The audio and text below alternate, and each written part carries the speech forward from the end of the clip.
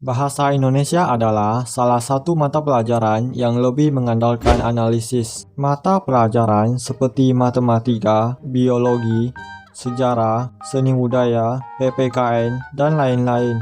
Ada soal, ada jawabannya di buku. Itulah disebut dengan mata pelajaran pengetahuan. Berbeda dengan bahasa Indonesia, yang dimana ketika sedang mengadakan ulangan ataupun ujian, 70% soalnya jawabannya gak ada di dalam buku. Kita harus menganalisis atau memahami soalnya terlebih dahulu, baru kita bisa tahu jawabannya. Yang lebih susah lagi, pilihannya ada 5. 5-5-nya ini tepat, tapi ada satu jawaban yang lebih tepat. Oke, contoh soalnya.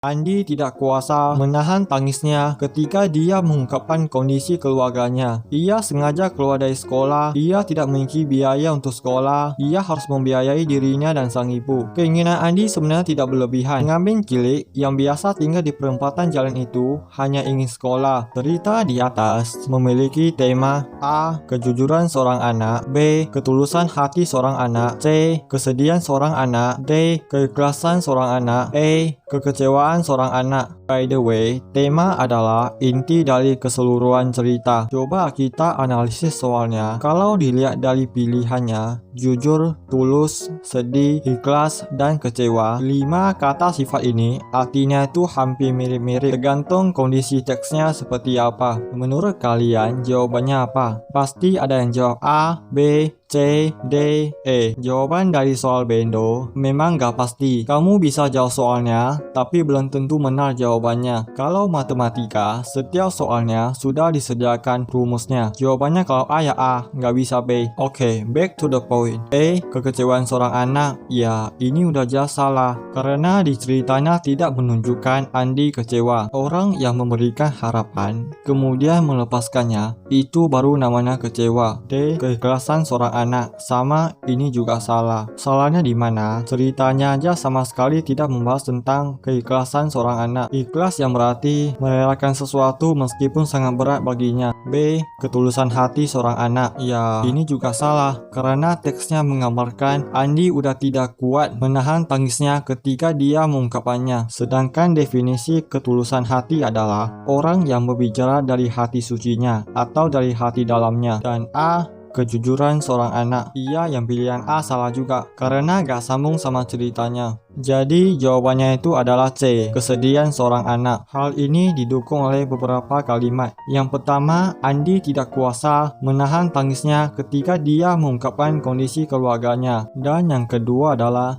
keinginan Andi sebenarnya tidak berlebihan. Pengamen cilik yang biasa tinggal di perempatan jalan itu hanya ingin sekolah. Oke, kita tes satu soal lagi. Berikut ini contoh kalimat fakta adalah A. Sepertinya siang ini akan turun hujan yang deras. B. Orang kurus pasti jarang makan. C. Majon lebih enak dibandingkan dengan Sprite. D. Kita berharap kamu adalah orang yang sabar dalam menghadapi masalah. E. Real Madrid adalah klub yang menjuarai Liga Champions tahun 2016. Jawabannya adalah E. Real Madrid adalah klub yang menjuarai Liga Champions tahun 2016. A. Salah, karena ada kata sepertinya. Sepertinya kamu cantik. Ya, ini masih opini seseorang. Bisa aja orang bilang kamu jelek. B. Salah, karena ada kata pasti. Kamu pasti menang. Ya, ini masih kira-kira, hanya perkiraan seseorang. C. Salah, karena ada kata lebih. Majon lebih enak dibandingkan dengan Sprite. Pasti ada yang jawab Majon dan ada yang jawab Sprite. D. Salah, karena ada kata berharap. Aku berharap besok kamu lulus UN, ujian nasional. Ya, tapi kan belum tentu lulus. E. Real Madrid adalah klub yang menjuarai Liga Champions tahun 2016. Kalimat ini termasuk fakta karena terdapat angka data, yaitu tahun 2016.